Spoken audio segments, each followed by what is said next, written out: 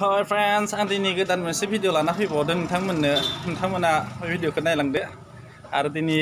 बे भिडिअआ इन्टारेस्टिं मोनसे भिडिअ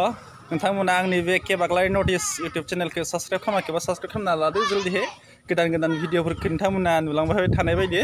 आं दिनै मोनसे गामियाव अमा हमनायाव फैदों हमसिगोन अमाखौ एबारे हमनानै थिखांसिगोन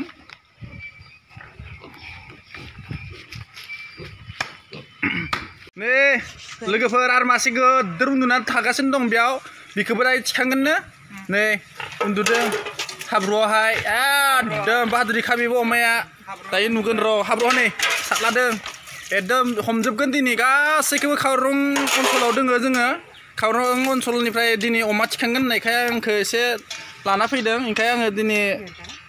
नोंथांमोननो अमा हमनायखौ देखायनोसै नै नायना लादो रायजोफोर नायदो लोगोफोर आं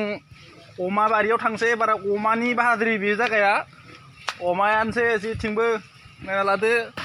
लोगोफोर बिथिं आरो दंखौनो अमाया माथिं दंखौ ओइ नै बेफोरथिं दंखौ र' नोंथांमोना खिथिगोन नै जोंफ्रा बिथाङा बन दानदो मोजां दे ओमफ्राय अमा दोंना गैया नोंहालाय अमा दोंना गैया न'आव गैया नै बेहा र' है नैथिं आरो दोंखौ उन्दुगासिनो दं मासे उन्दुनानैथ' दङ अमाया खैथा नायनो अमा आरो बिथिंबो दंखौ नै रायजोफोर नायना लादो दिनै गासैखौबो थिखांजोबगोननो गारियावहाय नाय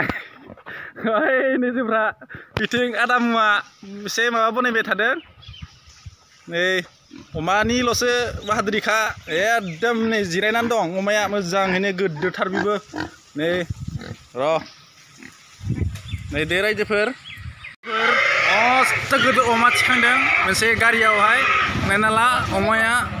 बिराद गोदोरखा ओरैनो 2 कुइन्टेलसो जानो हागौ बे अमाखौ लांसिगोन माने एसे मा लांगोन मिथिला साब्रै गाहाम मानसि नांदों थिखांनो नाथाय थिखांनो हायाखैमोन आरो लायबावगोन मानै बिराद गोदोर अमा दोङोब्रा जोंनि बे खावरं ओनसोलावबो नायना लादो नोंथांमोना लाइभ होगासिनो दं आं नै जोंना मिलान ओंखारबाय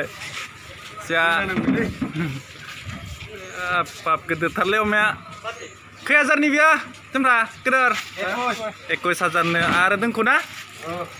नोंखौ दायो नुबावगोन र'